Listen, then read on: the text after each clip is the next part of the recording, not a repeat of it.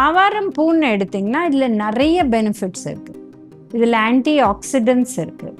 Anti accident இருக்கிறதுனால இது actually prevention of cancer, heart problem prevent பண்ண இது எல்லாத்துக்குமே ஹெல்ப் ஆகுது.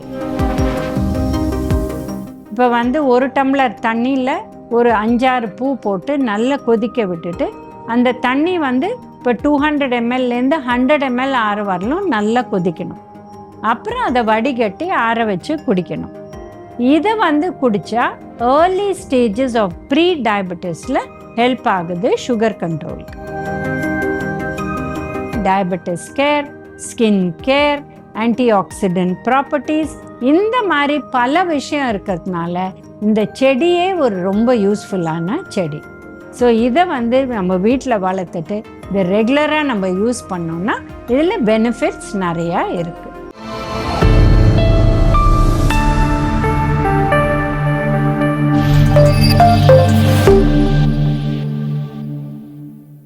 காஸ்மோ ஹெல்த் வியூவர்ஸ்க்கு வணக்கம். நம்ம ஆவாரம் பூவோட ஹெல்த் பெனிஃபிட்ஸ் பற்றி பார்க்க போகிறோம். இப்போ ஆவாரம் பூன்னு பார்த்தீங்கன்னா அது ஒரு சின்ன செடி. இதில் எல்லோ கலர் ஃப்ளவர்ஸ் இது இருக்குது. இது ஃபஸ்ட்டு ஹெல்ப் எப்படின்னா டயபெட்டிஸ்க்கு ஏர்லி ஸ்டேஜில், ப்ரீ டயபெட்டிஸ் ஸ்டேஜில் இவங்க இதை தண்ணியில் கொதிக்க வச்சு, இப்போ ஒரு டம்ளர் தண்ணியில் ஒரு 5-6 பூ போட்டு நல்லா கொதிக்க விட்டுட்டு அந்த தண்ணி இப்போ 200 ml-லேருந்து 100 ml ஆற வரலும் நல்லா கொதிக்கணும். அப்புறம் அதை வடிகட்டி ஆற வச்சு குடிக்கணும். இதை குடித்தா ஏர்லி ஸ்டேஜஸ் ஆஃப் ப்ரீ டயபெட்டிஸில் ஹெல்ப் ஆகுது சுகர் கண்ட்ரோலுக்கு.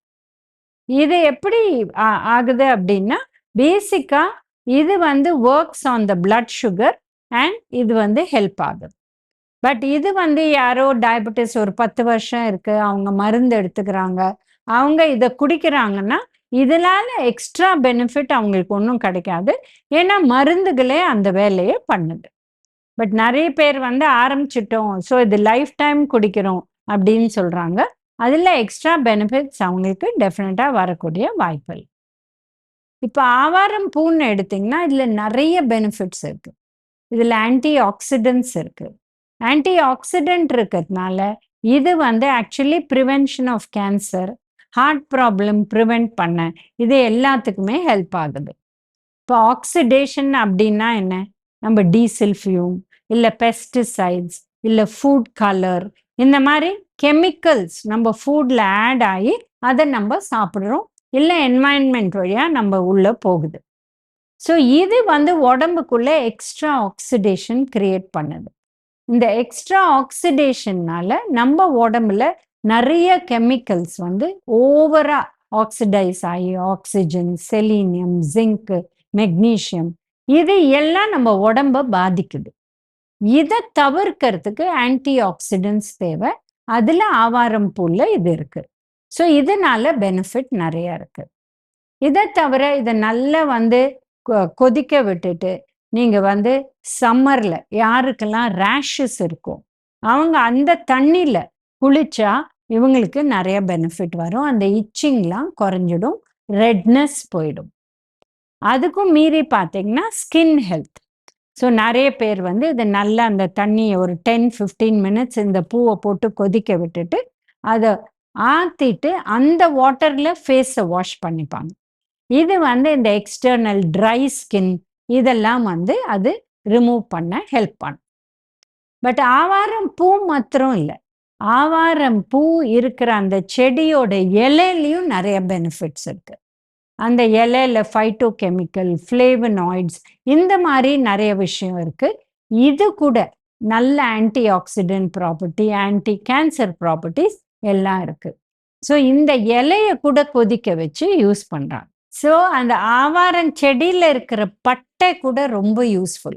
இது கூட ஸ்கின் ஹெல்த்துக்கு ரொம்ப ரொம்ப நல்லது.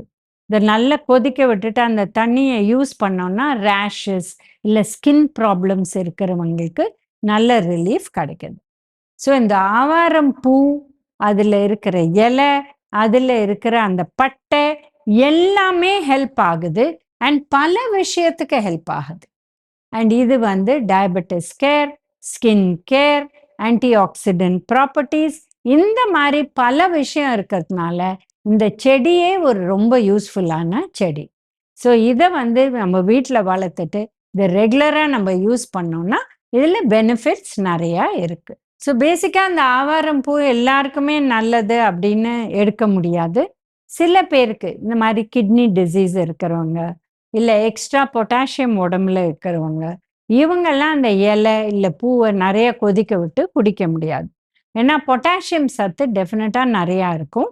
அண்ட் இது வந்து இந்த ஹை பொட்டாசியம் இருக்கிற லெவல் இப்போ 5க்குள்ளே தான் இருக்கும், 3.5 to 5. ஸோ 5க்கு மேலே 5.2 5.5 இல்லை அதுக்கு மேலே இருக்கிறவங்க இதை எடுக்கக்கூடாது. ஏன்னா டயபெட்டிஸ் இருக்கிறவங்களுக்கு ஹார்ட் ப்ராப்ளமும் வரலாம், இல்லை கிட்னி ப்ராப்ளமும் வரலாம்.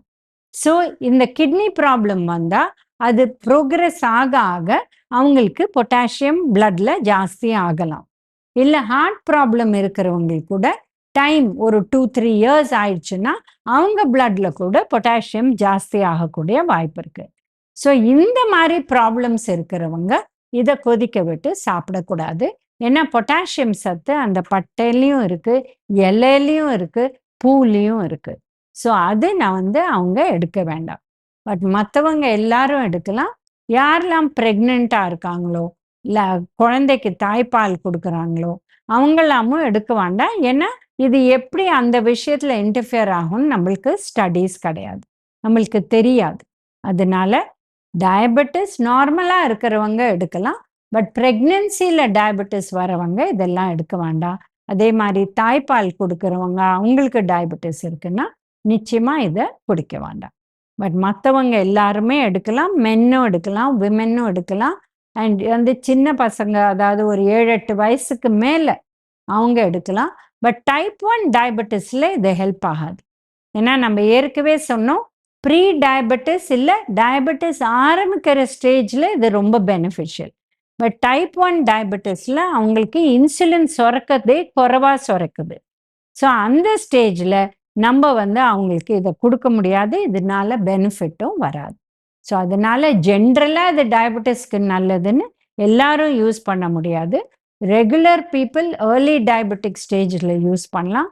பட் யாரெல்லாம் யூஸ் பண்ணக்கூடாதுன்னா இந்த மாதிரி ப்ரெக்னென்சி, லாக்டேஷன் இல்லை யங் சில்ட்ரனில் டைப் 1 டயபெட்டிஸ் அவங்களும் இதெல்லாம் ட்ரை பண்ண வேண்டாம். இப்போ வந்து ஆவாரம் பூவில் பவுடர் பண்ணி அதில் பேக்ஸ் பண்ணி இல்லை இந்த பவுடரை ஸ்கின்னுக்கு வைக்கிறாங்க. பட் இது ரொம்ப சின்ன குழந்தைங்களுக்கு போடாதீங்க. அவங்களுக்கு ஸ்கின் இஷ்யூஸ் இருந்தால் ஆவாரம் பூ ஈஸியாக கிடைக்குது, ட்ரைடும் கிடைக்குது, ஃப்ரெஷ்ஷும் கிடைக்குது. இதை எடுத்து அரைச்சு நம்ம யூஸ் பண்ணலாம். ஏன்னா ப்ராடக்ட்னு பண்ணினா அதில் என்ன ஆட் பண்ணுறாங்க, ஆவாரம் பூவோட சேர்ந்து வேற ஏதாவது ஆட் பண்ணலாம். அது குழந்தைக்கு ஒத்துக்குமா நம்மளுக்கு தெரியாது. இப்போ எந்த நம்ம வந்து ஒரு ப்ராடக்ட் யூஸ் பண்ணாலும் ஒரு ஸ்கின் பேட்ச் டெஸ்ட் பண்ணணும். அப்படின்னா கையில் இல்லை காலில் ஒரு சின்ன இடத்துல அதை போட்டு ஒரு 2 days அதை பார்க்கணும். அது வந்து ரெட் ஆகுதா, இச் ஆகுதா, ரேஷ் வருதா பார்த்துட்டு தான் நம்ம ஃபேஸில் போடணும். டைரெக்டாக ஒரு வாங்கினோடனே ஃபேஸ் பேக் கூட உடனே மூஞ்சில போடக்கூடாது. ஏன்னா நிறைய பேருக்கு நிறைய அலர்ஜிஸ் இருக்குது. அதனால நீங்கள் டெஸ்ட் பண்ணிவிட்டு அப்புறம் யூஸ் பண்ணுங்கள். இது பேக்லேயே போட்டிருப்பாங்க இந்த இன்ஃபர்மேஷன். பட் யாரும் அதை படிக்கிறது இல்லை, படித்தா கூட ஃபாலோ பண்ணுறதில்ல. ஏன்னா ஸ்கின்ல நம்மளுக்கு ரேஷ் ஃபேஸில் வந்துடுச்சுன்னா அது போகிறது ரொம்ப கஷ்டம். அதனால இந்த மாதிரி டெஸ்ட் பண்ணிவிட்டு அப்புறம் யூஸ் பண்ணுங்க. ஆவாரம் பூவோட ஹெல்த் பெனிஃபிட்ஸ் பற்றி பார்த்தோம். இதே மாதிரி இன்னொரு வீடியோவில் பார்க்கலாம்.